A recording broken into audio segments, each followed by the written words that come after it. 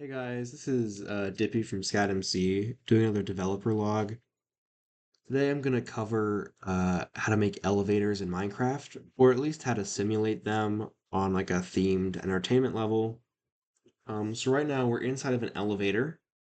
We can see that everything's moving around us. You can see the cobblestones moving around us. You can see that you can look down and see we're descending slower and slower, and you can see where we're coming from, and the lights are changing too. It looks like we have some lanterns up there that are affecting all of that. So I can even fly up here if you guys want to get a better look. It's kind of what it looks like. So how do we make this? How do you make a working elevator like this in Minecraft? Well, first of all, for space reasons, you don't actually want to have a working elevator that takes you anywhere. That's really hard in Minecraft. Again, everything's so blocky that unless we had the floor comprised of shulkers and had those shulkers slowly move downwards, and then maybe have the walls be comprised of some sort of Minecraft blocks that are being placed on armor stand heads, and then make it so the player can't walk through those. Again, that's all very complicated. So instead of doing that, we're just going to simulate an elevator and fake the idea of movement. So we're going to walk through how we did that. So it looks like very convincing that we are descending down into the depths of the caves. But if we were to just break what is going to be the exit of the elevator and then what is the entrance, you can see that we're holding completely still, which obviously you have to do if you don't want to do all those armor stands or shulkers and such. So to simulate this, you actually want to just make TVs in Minecraft. So kind of the same technology that we pioneered for making the SCAD courtyard television screen animate. We're kind of using that here, but we're disguising it as being vanilla Minecraft. So if we want to go out and look at how the outside of this works, this is where you would enter the elevator and call it. This is another elevator in the bay. This is what the exterior of that portion looks like. As you can see, it doesn't need to be this high or it doesn't need to be this low. Essentially, that's just going to add depth to the illusion. So it's not really necessary, but we added it. So essentially, what's going on is when we walk inside of this elevator, we can only see us moving in these very segmented parts, which is very purposeful by design. We can't see the walls moving over here because obviously they don't. We can't see anything over here. Obviously, they don't. Everything is very specialized on what we can see. So essentially, we're just taking a miniature TV screen, like in the SCAD courtyard, and we're projecting a 4x4 Minecraft screenshot onto it, and slowly moving it upwards, having it followed by the exact same screenshot, to then having that loop over again in an animated GIF, and then putting that GIF onto a third-party web hosting server, and then importing that GIF using a custom plugin called ImageFrame. So I'm going to walk you through kind of the basics of that if you want to make an immersive elevator for yourself. Let's break the illusion. If we go down here, you can see it's really just a giant GIF of 4x4 that's just continuously moving up. You can see as we go down more, the frame rate of the GIF gets a lot laggier.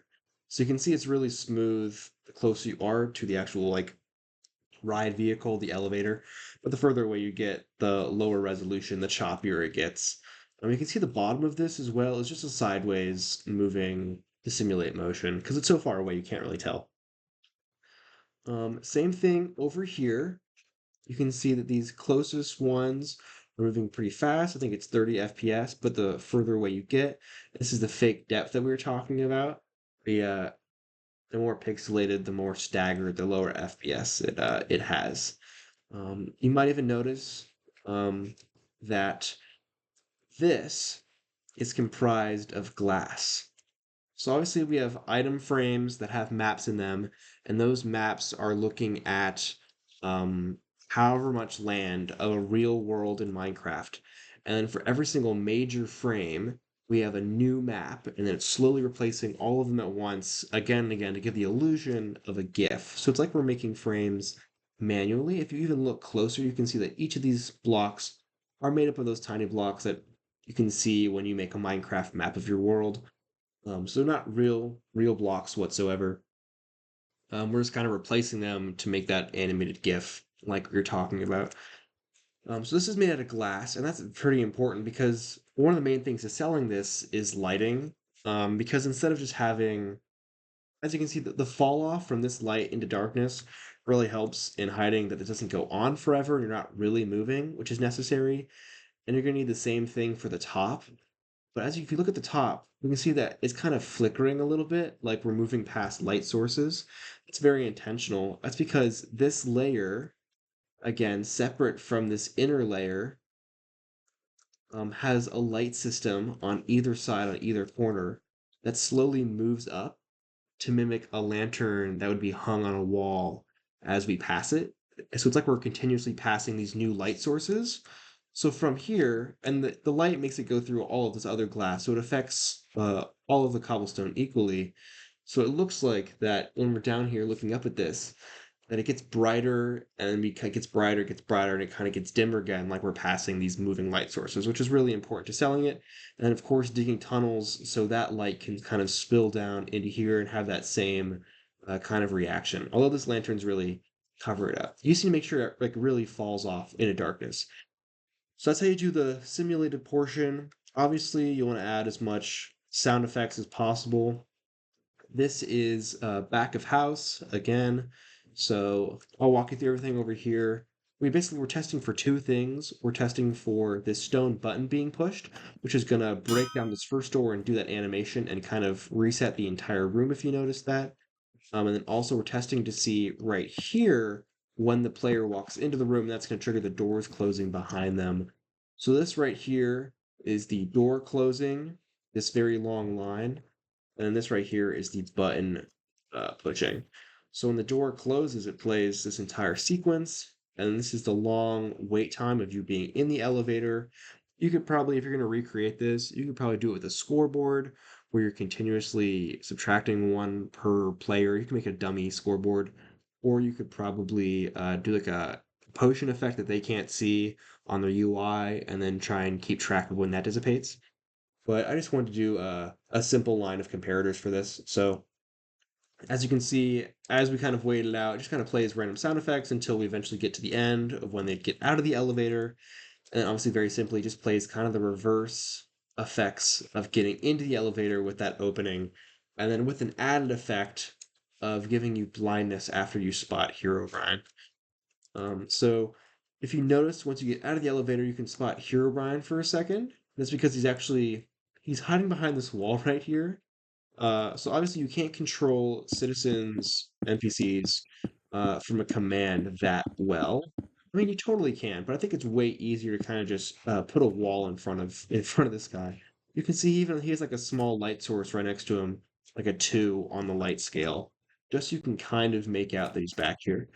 So you're looking at him, you see him, then you get that blindness effect, and then we just kind of put a wall right in front of him to make it simulate that he's completely missing and no longer at the end of this corridor, even though we're making a new fake facade on the end. And then an easier way to see the moving GIF we have here. This is what it looks like on the ground. You can see it literally is just 4 blocks. So each of this is a 4x4. These are 16 maps, and each map has about 30 frames. I think it's lasting about 4 or 5 seconds for an entire run through of one. Let's keep track. I think it's about 4.92 seconds, which is almost as long as you can do an animated GIF for. I think it's about 5 seconds, or it's 15, depending on what you use. So it's just really easy making animated frames, GIFs to give the illusion that you're descending, putting that everywhere, and then syncing that up with lighting that moves at the same time. It's gonna be really hard to see in there, but the lighting, if you noticed on each of the corners, I think I only showed you one corner, but right here, it's working in sequence, and over here, it's a glowstone because there's not enough room to do all the redstone back here, so it's literally just a glowstone appearing and reappearing at the same time instead of all those redstone lamps. But if you notice, it's moving at the exact same speed as what this would be. So it's like 1, 2, 3, 4, 1, 2, 3, 4, which lines it up perfectly and gives that illusion that redstone torch is illuminating this kind of wall as it descends, or we're passing different light sources as we get deeper into the caves. And the sound effects also sell that. So that's how we did the Herobrine, and that's how we made a simulated elevator in Minecraft. Of course, you could do it those different ways we were talking about before, but from kind of like a themed entertainment practical standpoint, this is probably how you want to do it. This is modeled on the same technology that Universal Creative uses in the Escape from Gringotts pre-show queue, which is a roller coaster in Florida. The queue has a fake elevator where the floor kind of wiggles around beneath you, and there's these screens to give the illusion that you're descending, when in reality you're going into the next room. So we employed that principle here to, I would think, somewhat good effect. So that's how you simulate an elevator. Thank you so much. That's the devlog.